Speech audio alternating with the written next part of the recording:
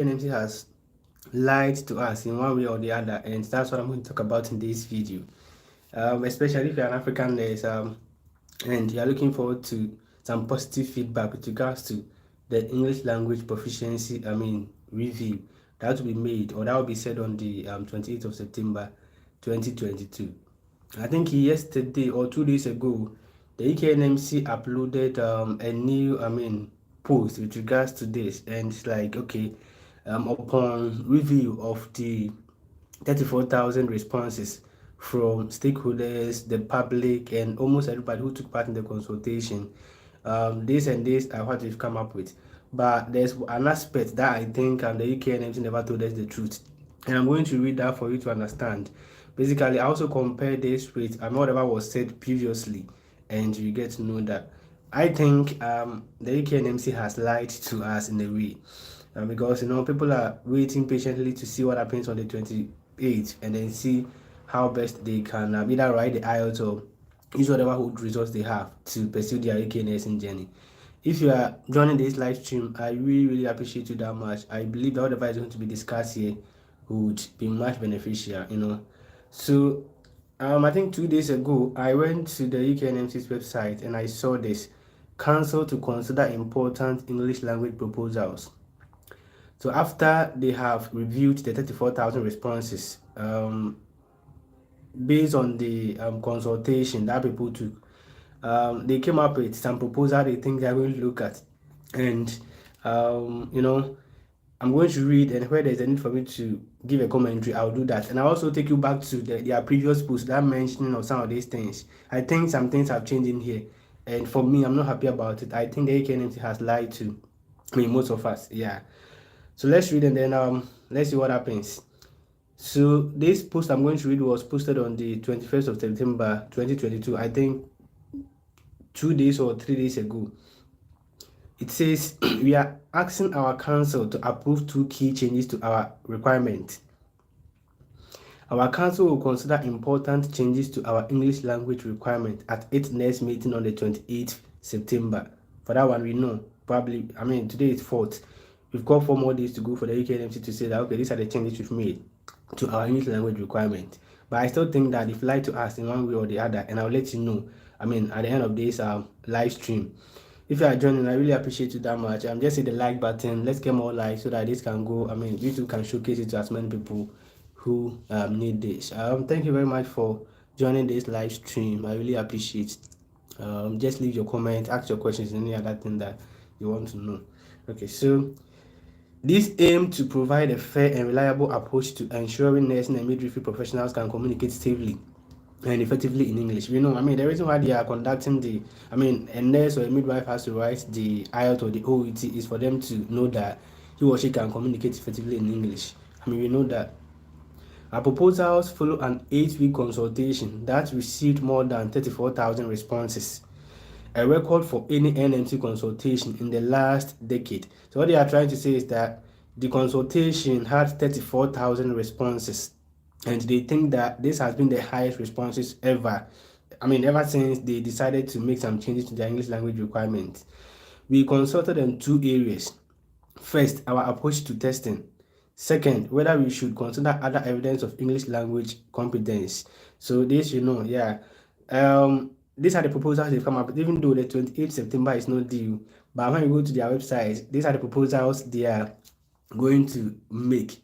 But I don't know whether this is going to be the final thing, or they have something new to tell us on the 28th. So I just want us to read and then see what they've said, and then why I think they've lied to us. So our proposals. Most people who respond to our consultation agreed with our proposals overall. There are strong agreement that a high level of English language proficiency is critical for effective communication between professionals and the safety of those they care for, which we know. Currently, most people from outside the UK who apply to join our register take one of our 2 English language tests, which is IELTS and OET. Testing will remain the main focus of our English language requirement in the future, and we are also proposing to make some changes. After carefully considering the consultation responses, firstly, we are proposing to, this is very important, They are proposing to standardize the minimum scores we accept when combining test scores. So for those who watch my previous live stream or those my previous videos, I made mention of the fact that one of the things they were considering is the clubbing of IELTS results or the combining of IELTS results. And they made mention here that, the first thing they are looking at is to standardize the minimum score they accept when combining test scores and extend the period for combining test scores from 6 to 12 months. So now what they mean is that, you see, for those of you who have ever clubbed or combined IELTS results before, you could realize that for you to be able to combine two IELTS test results, it should be, there should be a space of 6 months. So the first one, probably to the second, sitting should be, it should not be more than 6 months, okay? But now it has been extended to 12 months. So let's say if you wrote your first IELTS test in, let's say, January 2022, and you are thinking of writing the second one in, let's say, January 2023, it's a space of 12 months. You can still combine these two test results. Okay, that's what they are saying. So they've extended the duration for combining test results from 6 to 12 months. Let's see, I don't know if this is going to be the standardized or this is going to be a permanent one, because this is just the proposals they come up with. And on 28th September, they are going to come up with whatever they think is in relation to this. But for me, I think there's nothing to change about this. Whatever they propose is what they've said in here. But I still think that they've lied to us in so many ways. And I'll mention that to you in the course of this live stream. So for now, we know that the duration to be able to combine IELTS test results, two IELTS test results, is moved from 6 months to 12 months. Some people marginally missed the test score needed to join our register. This proposal will allow us a bit more flexibility for people who need to resit a test, while maintaining the high standard of English language proficiency the public has a right to expect. Secondly, so let's get the second proposal. For now, the first proposal is about dealing with the combining of IELTS test score. Okay. Now the second proposal is to enable employers to provide supporting evidence of English language proficiency. Is to enable employers. So wherever you work, you can go to your employer and say, okay, I want to do this. I want to register the UKNMC, and they are requiring the proof of my English language proficiency. Can you provide a supporting evidence for me? So they are looking at that as well, to enable employers to provide supporting evidence of English language proficiency. So it says we plan to accept supporting evidence where an applicant has trained in English in a country where English is not a majority spoken language, or narrowly missed passing the English language test. So let me explain this into details. As part of the consultation, they were looking at the need to use an employer reference or a postgraduate qualification taught in English to serve as a supporting evidence for the English language proficiency. So now what they are saying is that the proposal that have come up is that now they can accept a supporting evidence from an applicant, an employer reference for an applicant who trained in English in a country where English is not a majority spoken language. So let's say if you are from Ghana, Ghana, we speak English, all our courses are taught in English. But at the end of the day, what happened is that we are not considered to be a major English speaking country. So in view of this, you can, because we are not considered as a major English speaking country, we can use an employer reference as a way of proving our English language proficiency. And then secondly, they are also looking at the employer reference in the sense that if you narrowly miss the score, apparently if you are to write the IELTS, the UKNMC is expecting you to have an overall band score of 7, okay, at least 7, and then at least 7 in the speaking, the listening, and then the reading, and at least 6.5 in the writing test. So if you narrowly miss the score needed to register the UKNMC, like let's say with the writing test you had, instead of 6.5 you had 6.0, or let's say with the reading test instead of 7 you had 6.5.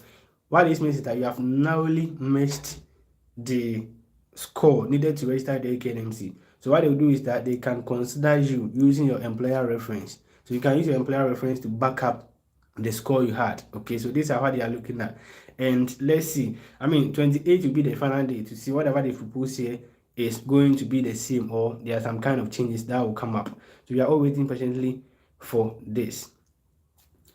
Thank you very much for joining this live stream. I really appreciate. I can see people are saying okay. It's, I mean, I think the UKNMC has lied to us in a way, because okay, Angeline said 12 months for the next test, or what? I didn't understand what you said. Okay, so let me explain that into details.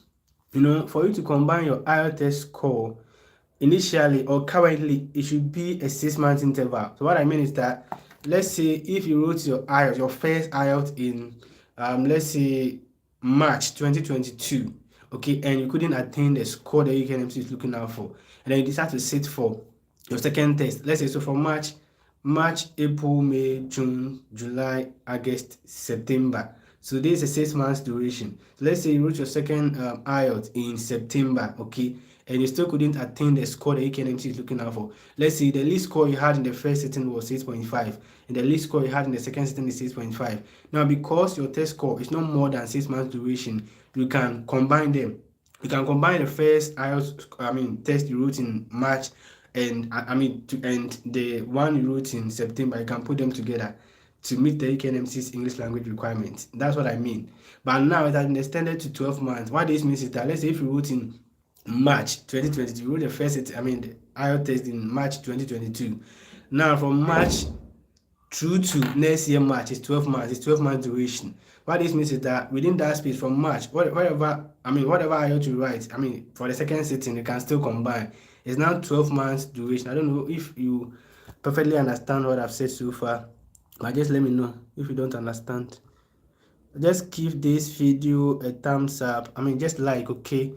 Louisa said, thank you, said, you are welcome.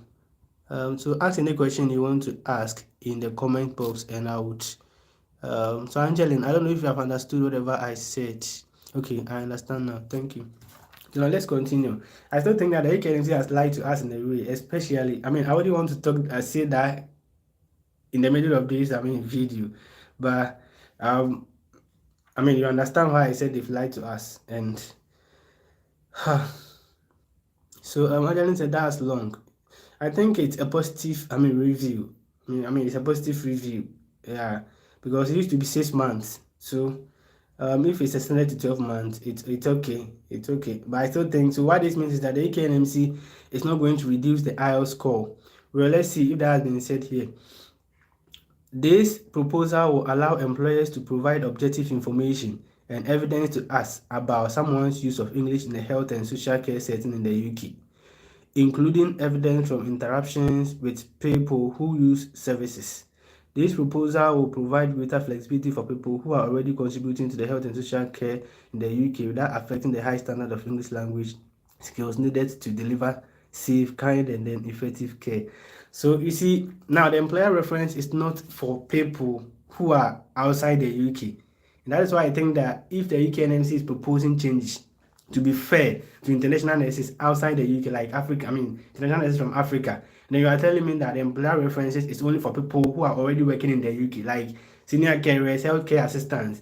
And I think it's not fair in a way, because the fairness they are looking out for has not been achieved in whatever proposal they've come up with. So you are telling me that the employer reference can only be used for people who are only in the UK, who are doing the senior care job, the senior carer job, who are, the healthcare, assistant position.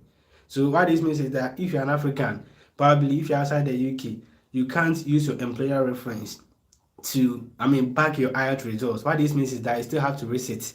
So the only benefit you get here is to combine your IELTS score, which I think is still not fair. Okay, so at the end of the day, if you are using employer reference, it should be, it should cut across. Africans can also use it. People in the UK can also use it. But if you are telling me that, employer reference can only be used by people who are working in the UK, who are in the social care setting, then I think it's still not fair. I think it's still not fair. The UKNMC has not been fair. The fairness you are looking for has not been achieved. Yeah.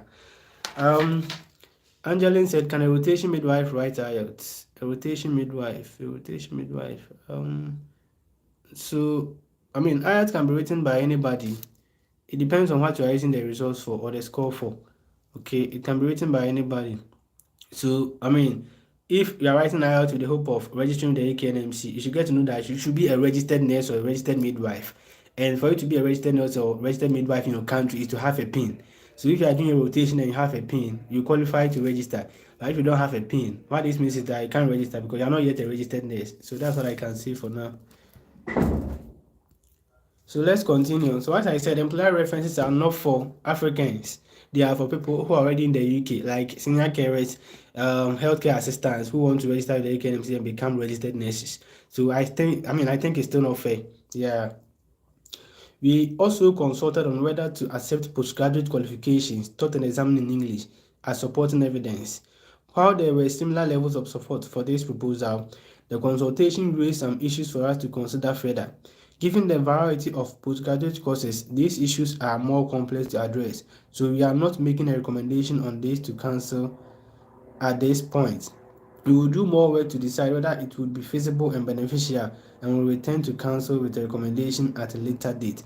So now, for those of you who took part in the consultation, it was mentioned that they were looking at adding employer references, which I've already spoken about, that now they're only going to consider people who are already in the UK to use employer references. So if you're an African, you don't deserve to use employer reference. So the only option you've got is to stick to the combining of IELTS results. Now, the use of the postgraduate qualification has also been revoked. What this means is that they are not going to consider it on both sides. So if you're an African, you can't use your postgraduate qualification. And if you are already in the UK, you can't use that. So that is, I think with this, it's fair because it cut across. So yeah, that's what they've said at the moment. Now let's look at the next step. I said subject to council approval. We plan. So just leave your questions. Thank you very much for joining this live stream. Leave all your questions and then let's see what happens. Yeah, and then make sure you're liking this live stream. So Sansami said, I got my MSc nursing from UK.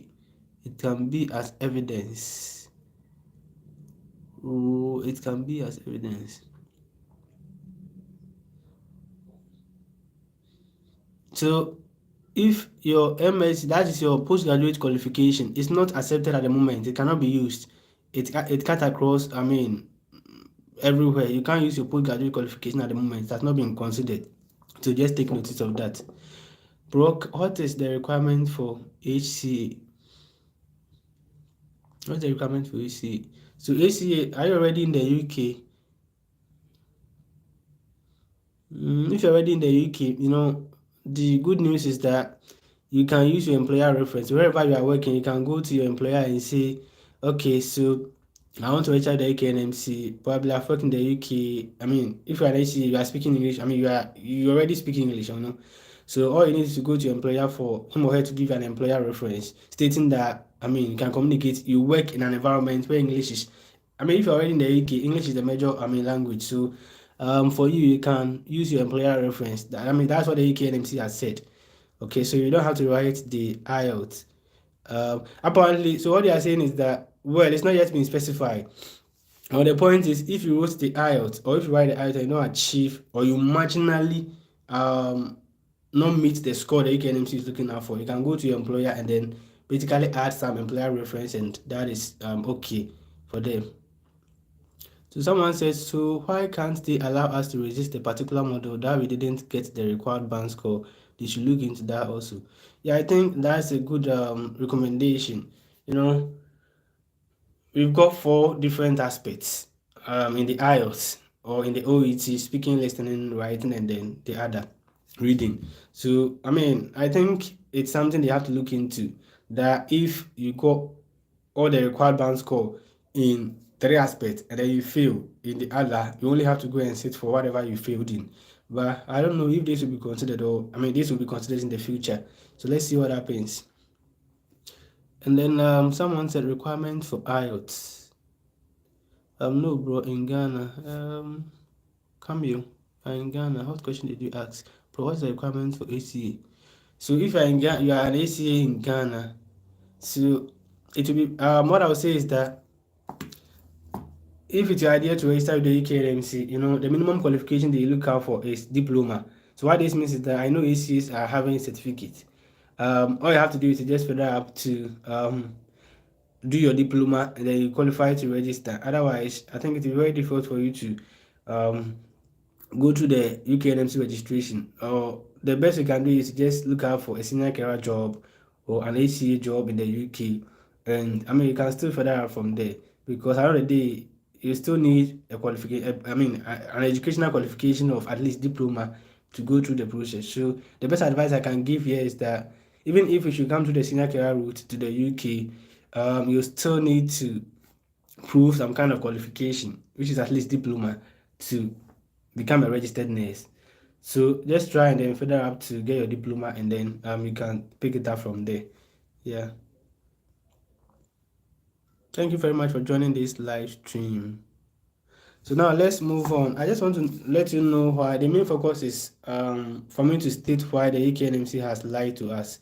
Because looking at their previous post on their website, it's like things were getting more positive, but it looks as if they are trying to let us get disappointed in them.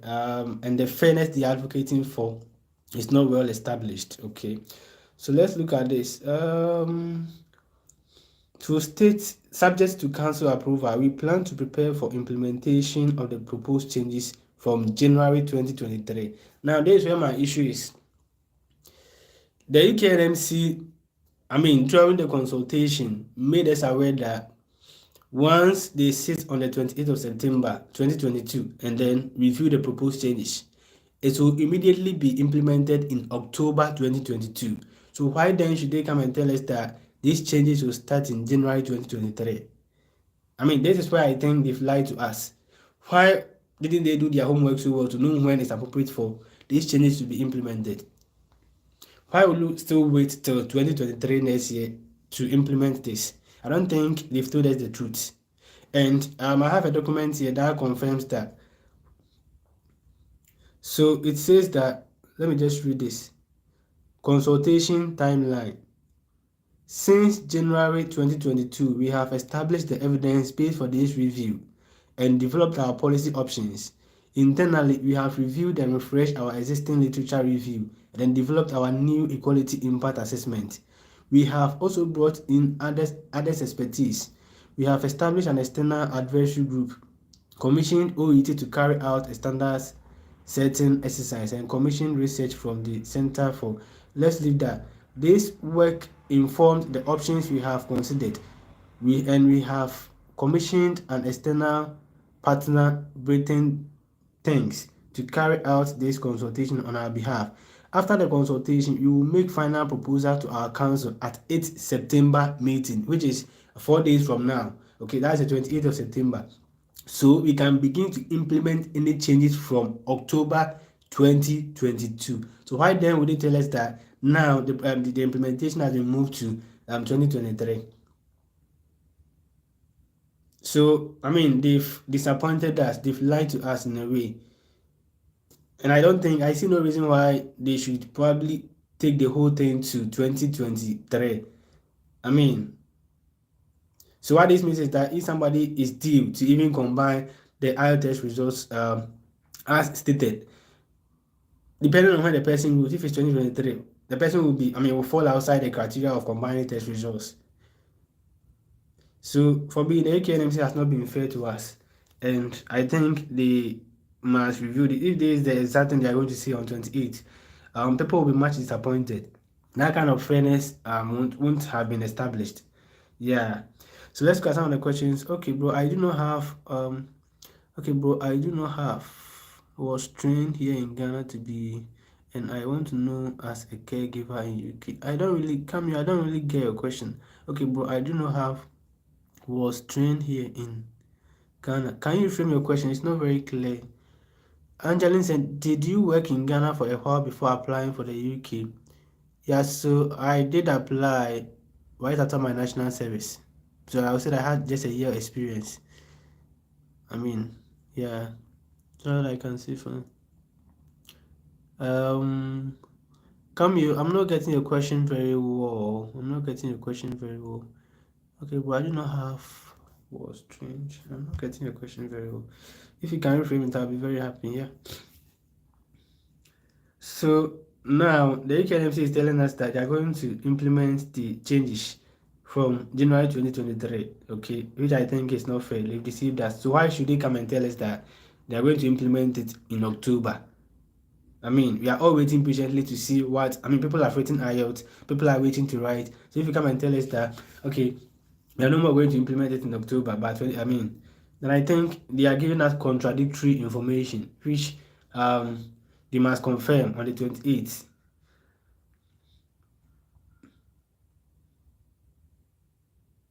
So now let's continue. And I think yesterday also I read some myths that is circulating around that some countries are giving special treatment or something like that.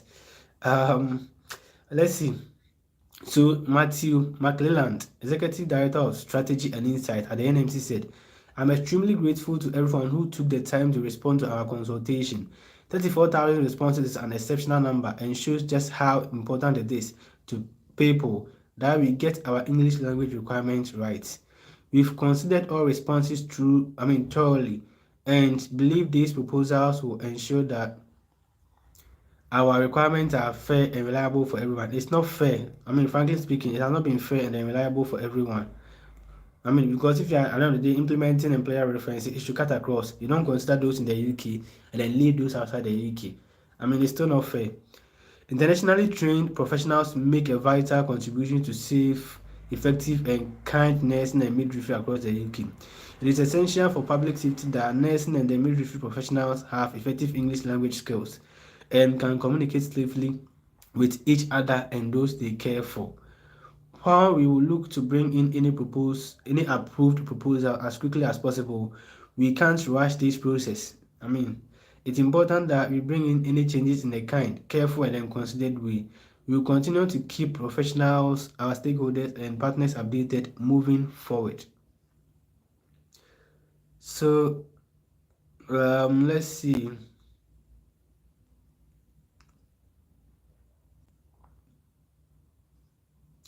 So far, these are what they've said. And then I think yesterday I read an information somewhere which showed, I mean, it's like it's never true, you know. So I'm going to read that and look at good news from UKNMC to all nurses and midwives, regardless of your rank, who wish to migrate to the UK and practice as such. So it says the first relates to 8 English language tests. The NMC is proposing to standardize the minimum score it accepts when individuals need to combine 2 English language test scores. In addition, it proposes to extend the period that applicants, so that is true. Okay, that's the 12 months I talked about. According to the NMC, some individuals marginally missed the test score needed to join the register, and so this second proposal hopes to allow a bit more flexibility for people who need to resit the test. Okay, that's true. Secondly, the NMC is proposing to enable employers to provide supporting evidence of English language proficiency where an applicant has trained in English in a country where it is not a majority spoken language, or where an individual has narrowly missed passing the English language test. We remain grateful to the NMC for addressing the concerns. This would allow employers to provide objective information and evidence to us about someone's use of English in a health and social care setting in the UK, including evidence from interactions with people. So that's true. I mean, you can only employer references are for people in the UK. In summary, candidates will have 1 year to get their IELTS results combined. Your DDNS or matron would soon be able to write a letter on your behalf. That is never true. Okay, this is only for people in the UK. So DDNS or matron will soon be able to write a letter on your behalf stating you can communicate in English. It's never true. This is for nurses trained in Ghana, Nigeria, and Liberia. It's never true. You should have had a narrow miss in your IELTS, that is having 6.5 in one of your domains. Most people get a 6.5 score in the reading test and they are likely to be favored by the proposal. Now the next one is nurses who were trained in Ghana but had to settle for carer or support worker jobs in the UK because they didn't meet requirements for the IELTS exams are more likely to benefit from their employers. Matrons, writing letters to, so probably if you're a Ghanaian, you're Nigerian, you are a Liberian, I mean wherever you come from in Africa, and you are already in the UK, working as a senior carer or working as an ACA, then you still qualify to use your employer reference as a proof of English language proficiency. But here, it's not even specific that you can only use your employer reference. You need to write the IELTS first, and then if you marginally not meet the requirement the UKNMC is looking for, then you can supplement the employer reference with it. So that's what they are saying. And then this new arrangement proposal is likely to take place in January 2023. So I mean that's also true as well. So basically, I think the UKNMC has lied to us in terms of when they are going to implement the changes. But these are just proposals. Let's wait and see what happens 4 days from now, which is 28 September. And if they are the same thing, then I think the UKNMC has still lied to us. I mean, they've still lied to us. Okay, so if you have any question to ask, so let's see. There are some questions in here. Okay, so Camille said, I was trained in Ghana to be a home healthcare aide, and I am volunteering in a hospital. What will be the next step for me, bro? I want to come to the UK. So the question I ask is, what qualification do you hold? Is it diploma? Is it, because I know some diplomas who are not yet employed, so they've stuck to either doing home care or something like that. So are you a diploma? What qualification do you hold? Is it diploma? Is it degree? Is it certificate? That will help me, I mean, know what answer to give. And then sad video said, do one need IELTS to be considered as a senior carer? So with a senior carer job, you don't basically need IELTS. You can use IELTS KVI or use UKNRIC. Okay, so the UKNRIC is just submitting your educational qualification, basically degree, to the UK for them to compare to their standard, and then they will issue a certificate to help you apply for your visa. Okay, so once you have that certificate, it tells them that you can communicate effectively in English. So you don't need IELTS per se or let me say, you don't need only IELTS to prove your English language proficiency as somebody coming in to do the senior career job. And one thing is that with the senior career job, you don't even have to, the IELTS you are writing is not to prove your English language proficiency. It's just an aid to applying for your visa. Okay, so just take notice of that. So you need an IELTS UKVI academic, and with that you can have as low as 5, you still qualify. Or if you don't want to write the IELTS, you can apply for UKNRIC. I mean, provided you fall within the criteria. And Giles Resford said, you are very elaborate, thank you. Angeline said, after national service, can a diploma midwife write IELTS to pave way for her work in UK? So frankly speaking, you know, everybody can register with the UKNMC if you're a midwife, if you're a nurse, but the other side of it is getting a job. Okay, you can be a registered nurse by registering with you can be a registered nurse or registered midwife by registering with the UKNMC, but the other thing is to get a job. I know UK consists of 4 different countries: England, Ireland, Wales, and then Scotland. There's not much of midwifery opportunities in the England, but I know for that of Scotland and Ireland. So if you complete your national service and then you hold, you've been issued a PIN, what this means is that you're a registered midwife. You can start the process. But trust me, it's not going to be easy, because you may be competing with people who have had about 10 years experience, 15 years experience, 20 years experience in the midwifery profession, and you should be able to be convincing enough to get a job. So that's what I can say. Is it true they give other countries better treatment than others? No. You see, this I can vouch for the UKNMC. There's equal, treatment across board. If you're a Ghanaian, if you're a Cameroonian, wherever you are coming from, you don't give any special treatment to anybody. It's just a certificate, and I want to be a caregiver. So, come here, you hold certificates. You want to be a caregiver. So you can apply for, so far as you're a health worker, I can apply for the senior carer job or a healthcare assistant job in the UK. Yeah, that's what I can see. But also remember that it's not going to be an easy thing. You just have to be consistent. You just have to be determined and focused to keep applying, keep searching for jobs, okay? Because for all you know, there are people with diploma, there are people with degree who are also vying for the caregiver or the senior carer job in the UK. So the competition is still high. And the Camille said, are there still a lot of vacancies for caregivers? The UK is short of healthcare workers, so you are looking for healthcare workers across board. but it's up to you to learn on. And I mean, one thing about the caregivers is that, or the senior carers, is that most of the most of the employers would say that they are looking for people who are already in the UK, and that makes it a bit. Only few are, I mean, we put out opportunities for people outside the UK, and there the competition bulges up. So um, that's what I can say for now. Any more questions? Then we end the live stream. I think I've answered every question that has come up. Okay, bro, thank you. You're welcome. Come in. Yeah, so I'll end the live stream. If you have any further questions, just leave it in the comment box. I would give answers to that. Thank you. So thank you very much for joining this live stream. I promise that whatever updates that come up, I'll let you know. I mean, it's my aim that at the end of the day, everybody can further up their career somewhere else. I think that most times, I always say that it's best to challenge yourself to new environment as a nurse. I mean, or as a healthcare worker. I mean, your profession gives you the opportunity to travel the world. So just make good use of it. Especially, except that you are comfortable at where you are. If not, then you have to um, make good use of it. So thank you very much for joining this live stream. I really appreciate. Hope to see you in my next live stream. Thank you. Bye.